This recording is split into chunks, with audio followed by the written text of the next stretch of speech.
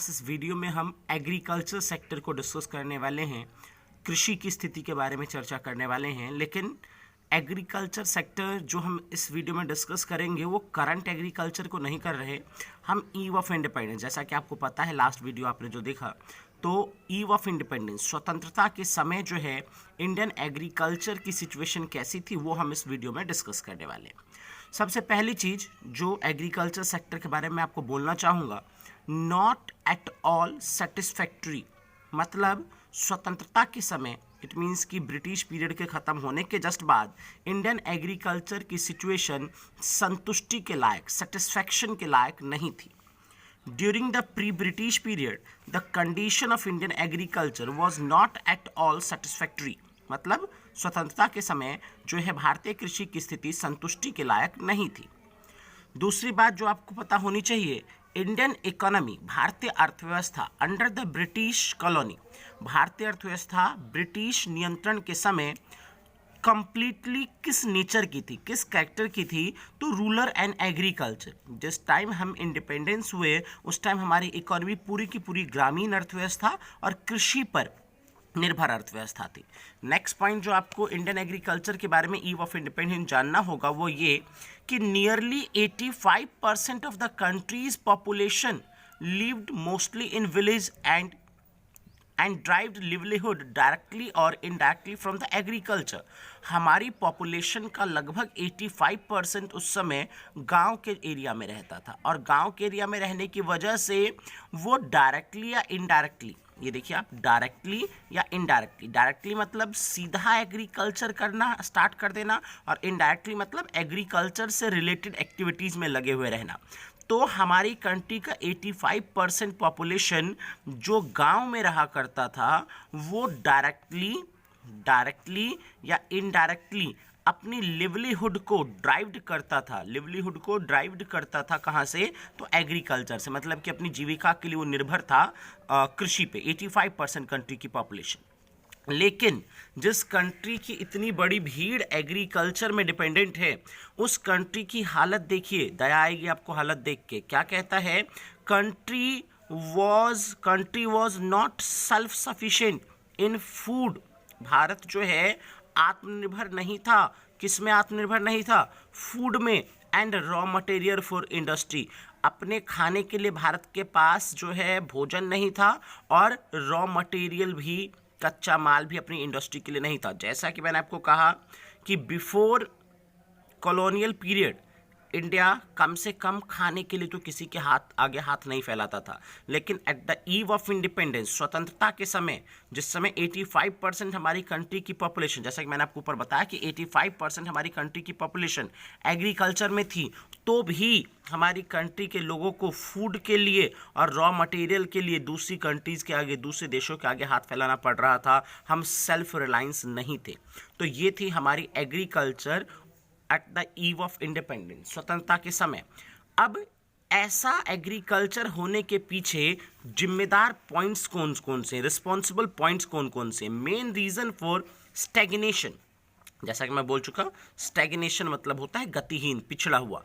Main reason for stagnation in agriculture sector, किन वजहों से भारतीय कृषि जो है स्टैग्नेट हुई थी, गतिहीन हुई पड़ी थी, ठीक है। तो इसके पीछे 4 मेजर पॉइंट्स है। पहला, लैंड सेटलमेंट सिस्टम, हिंदी भूमि बंदोबस्त प्रणाली, या इसी को लैंड टेन्योर सिस्टम भी बोलते हैं, या एक और नाम है इसका जमींदारी सिस्टम, मतलब जमींदारी प्रथा।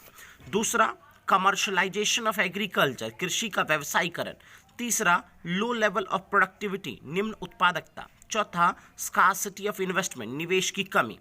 तो चलिए एक एक करके इन सारे पॉइंट्स को डिस्कस करते हैं।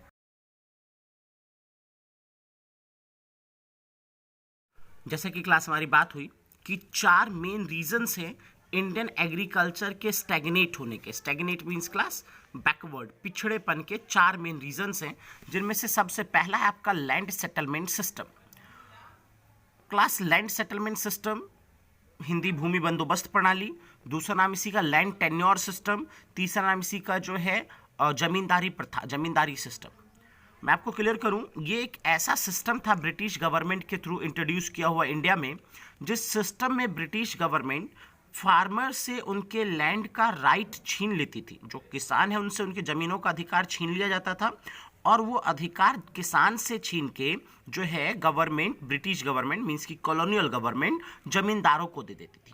ठीक है, और ये सबसे इंपॉर्टेंट रीज़न है इंडियन एग्रीकल्चर के स्टैग्नेट होने का। जरा ध्यान देना, the most important reason for stagnation in agriculture sector, agriculture sector के स्टैग्नेट होने का सबसे major reason introduction of the zamindari system, introduction of the zamindari system by the colonial government.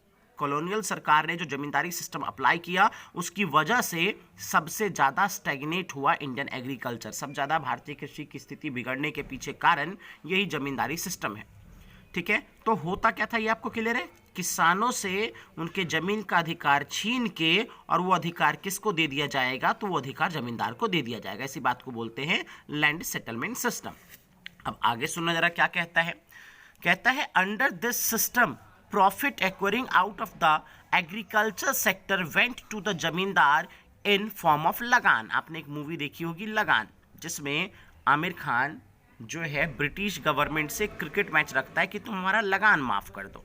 ठीक है, अगर हम जीते तो हमारा लगान तुम माफ़ कर देना। ठीक है, तो ये वही लगान है बेटा जी। लगान का मतलब होता है यहाँ पे जमीन का रेंट, जो कौन देगा, जो फार्मर देगा, किसको, जमींदार को। और कौन सी फॉर्म में, तो उसी अनाज की फॉर्म में जो उस जमीन पे उपजाई गई है। तो जरा समझना, under this system profit acquiring out of the agriculture, इस सिस्टम के हिसाब से कृषि से जो भी फायदा होगा, ठीक है, sector went to the zamindars, वो प्रॉफिट किसके पास चला जाएगा, उस प्रॉफिट का बहुत बड़ा हिस्सा किसके पास चला जाएगा, जमींदार के पास, इन द फॉर्म ऑफ लगान। कौन से रूप में, कौन सी फॉर्म में, तो लगान की फॉर्म में। ठीक है, ये जमींदारी सिस्टम इसलिए लेके आए थे। फिर क्या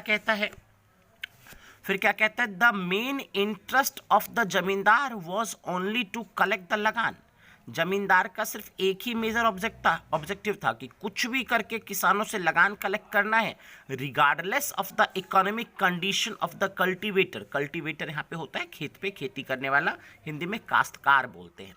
जमींदार का मेन काम सिर्फ ये था कि भैया जमींदार तू ज़्यादा से ज़्यादा लगान कलेक्ट करके ब्रिटिश गवर्नमेंट को देता रहे, और रिगार्डलेस वो बिल्कुल भी नहीं सोचता था किस चीज़ के बारे में, तो इकोनॉमिक कंडीशन। किसकी इकोनॉमिक कंडीशन, तो कल्टीवेटर मतलब किस।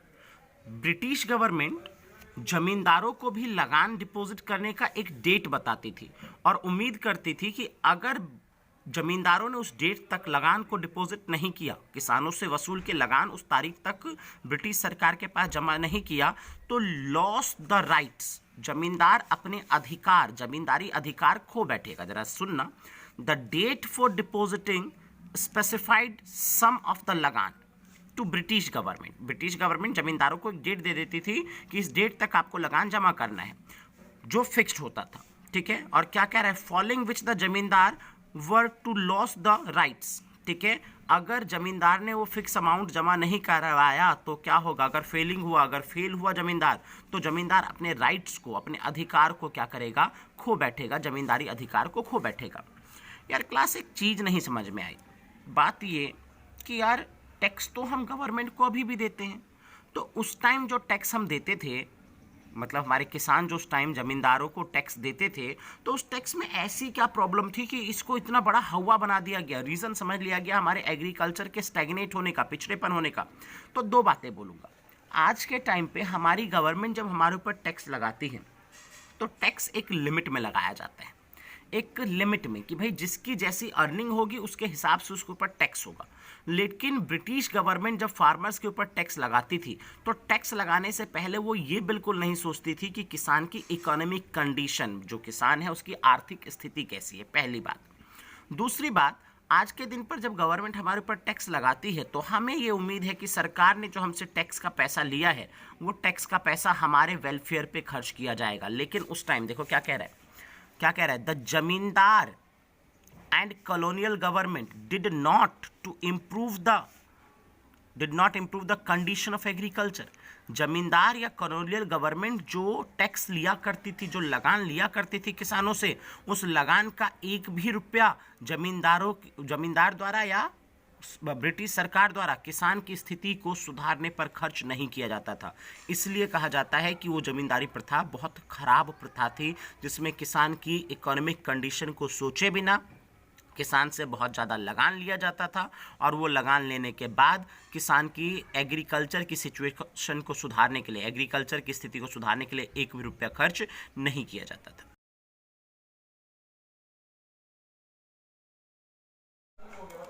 Class second point, commercialisation of agriculture, कृषि का व्यवसायीकरण। सेकेंड ये पॉइंट है जिसकी वजह से ईव ऑफ इंडिपेंडेंस पे इंडियन एग्रीकल्चर स्टैग्नेट हो चुका था। कमर्शलाइजेशन ऑफ एग्रीकल्चर का सिंपल मतलब होता है कि सेल्फ कंजम्पशन के फार्मिंग की तरफ से, सेल्फ कंजम्पशन के लिए फार्मिंग ना करके धीरे धीरे शिफ्ट हो जाना ऐसे फार्मिंग की तरफ जिसमें कैश क्रॉप की फार्मिंग हो रही है, नगद फसल की खेती हो रही है, और वो भी क्यों, तो सेल करने के लिए, मार्केट में बेचने के लिए। तो इस प्रोसेस को कमर्शलाइजेशन ऑफ एग्रीकल्चर, कृषि का व्यवसायीकरण कहते हैं। जरा ध्यान देना class, commercialisation of agriculture means production of crops for sale. सुना आपने कि भाई कमर्शलाइजेशन ऑफ एग्रीकल्चर का मतलब है कि आपने क्रॉप की प्रोडक्शन की है, क्रॉप का प्रोडक्शन हुआ है, लेकिन किस पर्पस के लिए हुआ है, सेल करने के लिए। कहाँ पे, in the market, in the market, rather than for self consumption, मतलब खुद का यूज ना करके, खुद के लिए यूज ना करके आपने प्रोडक्शन किया क्रॉप का मार्केट में बेचने के लिए, इसी को कहते हैं commercialisation of agriculture. Point number second इसी में कि during the British rule farmers were give higher price for production of cash crop like cotton और जूट।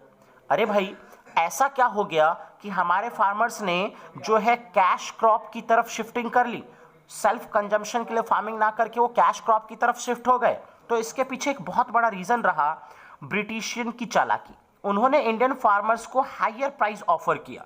उन्होंने ये कहा कि इंडियन फार्मर्स, अगर तुमने कैश क्रॉप की फार्मिंग करनी स्टार्ट कर दी, like cotton, jute, indigo etcetera की फार्मिंग करनी स्टार्ट कर दी, कपास, जूट या फिर नील की खेती करने स्टार्ट कर दी, तो इसके लिए हम तुम्हें हायर प्राइस देंगे। और उस हायर प्राइस के लालच में इंडियन फार्मर कैश क्रॉप की तरफ शिफ्ट हो गया, फूड क्रॉप को छोड़ के। ठीक है, क्या कहता है आगे, however this did not improve the economic condition of farmer.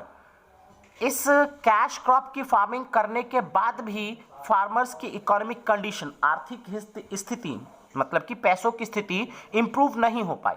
वजह साफ थी, because instead of production food crop they were produce cash crop, क्योंकि अब वो फूड क्रॉप की जगह कैश क्रॉप का प्रोडक्शन कर रहे थे, क्योंकि वो फूड क्रॉप की जगह कैश क्रॉप का प्रोडक्शन कर रहे थे, which were to be ultimately use by the British industry. और वो कैश क्रॉप जिसकी फार्मिंग इंडियन फार्मर कर रहे थे, वो कैश क्रॉप हमारे लिए नहीं था, वो कैश क्रॉप तो ब्रिटेन अपनी इंडस्ट्री के लिए as a raw material use करने वाला था।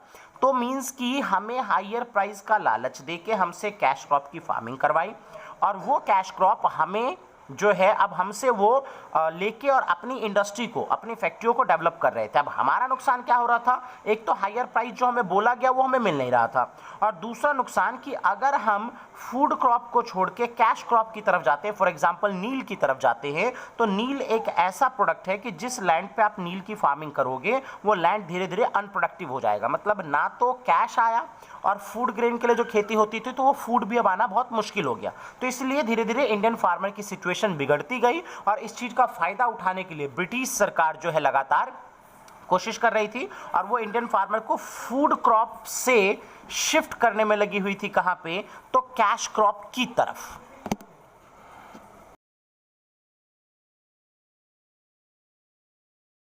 Class point number third, low level of productivity, निम्न उत्पादकता। पहले आप लो लेवल ऑफ प्रोडक्टिविटी का मीनिंग समझिए।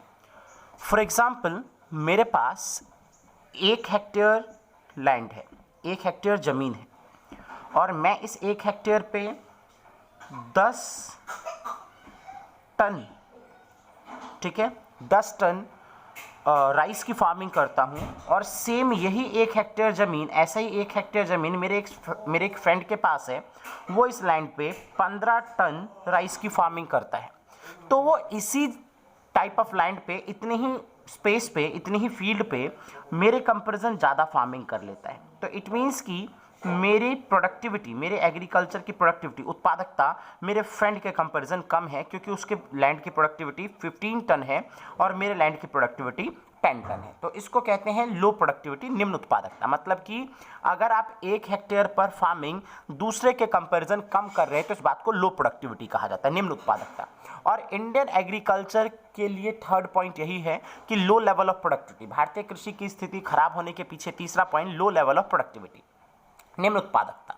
इसके पीछे जो वजह है वो है टेक्नोलॉजी, ओल्ड टेक्नोलॉजी, पुरानी तकनीक का होना, लैक ऑफ इरिगेशन फैसिलिटीज, सिंचाई की सुविधाओं का अभाव होना, और नेग्लिजिबल यूज ऑफ फर्टिलाइजर, मतलब कि रासायनिक खाद का बहुत कम उपयोग होना। आओ देखते हैं पढ़ के।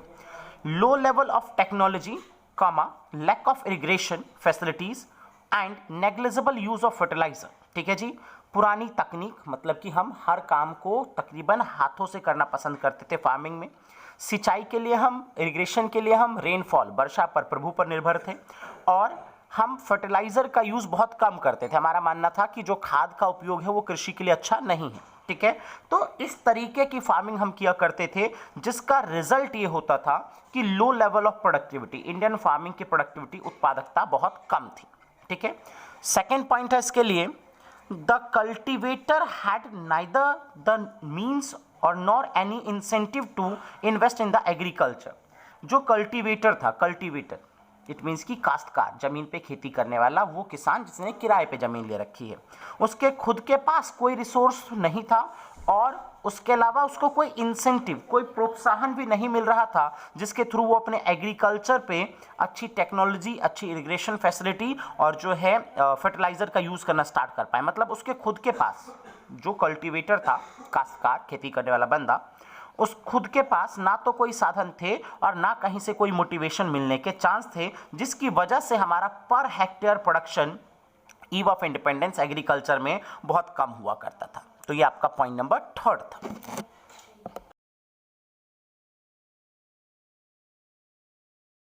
Point number 4, scarcity of investment. Scarcity means बेटा होता है कम होना और इन्वेस्टमेंट मीन्स निवेश। भारतीय किसानों के पास एग्रीकल्चर में इन्वेस्ट करने के लिए पैसा कम था। इसी वजह से जैसे मैंने आपको पीछे बताया कि प्रोडक्टिविटी अच्छी नहीं हुआ करती थी। मैं आपको क्लियर करूं, ट्रेसिंग मतलब होता है खेत के चारों तरफ बाड़ लगवाना, फ्लड कंट्रोल, बाढ़ को नियंत्रण करना, और ड्रेनेज, बाढ़ के पानी को बाहर निकालना। इन सारी एक्टिविटीज़ के लिए इंडियन फार्मर्स के पास इन्वेस्टमेंट का होना जरूरी है, लेकिन इंडियन फार्मर्स के पास इन्वेस्टमेंट की कमी थी। और इन्वेस्टमेंट के कम होने के बावजूद भी इंडियन फार्मर जो है फूड ग्रेन के प्रोडक्शन को छोड़कर, खाद्यान्न वस्तुओं के उत्पादन को छोड़कर धीरे धीरे शिफ्ट होता जा रहा था कैश क्रॉप की तरफ, जो इंडियन एग्रीकल्चर के लिए एक बहुत बड़ी समस्या थी। जरा देखना, Indian agriculture were facing scarcity of investment. भारतीय कृषि लगातार फेस कर रही थी, मैं दोबारा रिपीट करता हूं, Indian agriculture was facing scarcity of investment. भारतीय कृषि लगातार निवेश की कमी की स्थिति को फेस कर रही थी। इन ट्रेसिंग, किस काम के लिए? ट्रेसिंग के लिए, मतलब खेत के चारों तरफ बाढ़ लगवाने के लिए, फ्लड कंट्रोल, बाढ़ नियंत्रण करने के लिए, ड्रेनेज, बाढ़ के पानी को बाहर निकालने के लिए। ठीक है। इसके बावजूद भी some farmers change their crop pattern, इसके बावजूद भी बहुत सारे भारतीय किसान अपने खेती करने के पैटर्न को, तरीके को बदल रहे थे। From food crop to commercial crop, वो धीरे धीरे शिफ्ट हो रहे थे खाद्यान्न वस्तुओं से किस तरफ? तो नगद फसल की तरफ। A large section of the tenants, बहुत बड़ा टेनेंट का सेक्शन, टेनेंट मतलब किराएदार जो जमीन पर खेती कर रहे हैं, स्मॉल फार्मर्स, छोटे किसान, और शेयर क्रॉपर्स। शेयर क्रॉपर्स बेटा, शेयर क्रॉपर्स क्या होते हैं मैं अभी आगे आपको डिफाइन करता हूं। तो बहुत सारे छोटे किसान, किराएदार और शेयर क्रॉपर्स जो है लगातार क्या कह रहे हैं, neither had resource and technology nor had incentive to invest in the agriculture. मतलब कि बहुत सारे छोटे किसान, किराएदार और शेयर क्रॉपर्स, ना उनके पास साधन था, ना उनके पास तकनीक थी, ना उनके पास इंसेंटिव, प्रोत्साहन था एग्रीकल्चर में इन्वेस्ट करने का, तो भी वो धीरे धीरे फूड क्रॉप की तरफ से, खाद्यान्न वस्तुओं की तरफ से नगद फसल की तरफ शिफ्ट हो रहे थे। तो ये भारतीय कृषि के लिए एक चौथी समस्या बनी हुई थी, स्कार्सिटी ऑफ इन्वेस्टमेंट, निवेश की कमी। यहाँ पे बेटा जी एक वर्ड आया था शेयर क्रॉपर। शेयर क्रॉपर कौन होता है? Share cropper is a form of agriculture. Share cropping जो है एक तरीका है कृषि करने का, in which land owner allow a tenant to use their land, जिसमें जमीन का मालिक जो है किराएदार को अलाउ करता है कि वो जमीन का यूज कर सकता है। और जब वो उस जमीन पर, कौन, किराएदार, जब जमीन पर किराएदार फार्मिंग करेगा तो फार्मिंग करने के बाद क्रॉप का कुछ हिस्सा जो है वो किसको देगा, तो लैंड ऑनर को देगा। ठीक है, जमीन पे जो फसल की खेती करेगा उसका कुछ हिस्सा वो लैंड ऑनर को देगा, और इस तरीके की फार्मिंग को शेयर क्रॉपिंग कहते हैं। और जो फार्मर ऐसी फार्मिंग करते हैं उनको शेयर क्रॉपर्स बोलते हैं। तो मैं एक बार पॉइंट रिपीट करता हूं, स्कार्सिटी ऑफ इन्वेस्टमेंट। भारतीय किसानों के पास निवेश की कमी थी, उनके पास इतना पैसा नहीं था कि वो जो है ट्रेसिंग करवा पाए, फ्लड कंट्रोल, बाढ़ नियंत्रण कर पाए, ड्रेनेज कर पाए, और इसके बावजूद भी बहुत सारे छोटे किसान, किराएदार और जो है शेयर क्रॉपर, टेक्नोलॉजी और रिसोर्स की कमी होने के बाद भी अपने फार्मिंग के तरीके को शिफ्ट कर रहे थे फूड क्रॉप से लेके किधर की ओर, तो कमर्शियल क्रॉप की तरफ। तो ये इंडियन फार्मिंग की एक और प्रॉब्लम थी।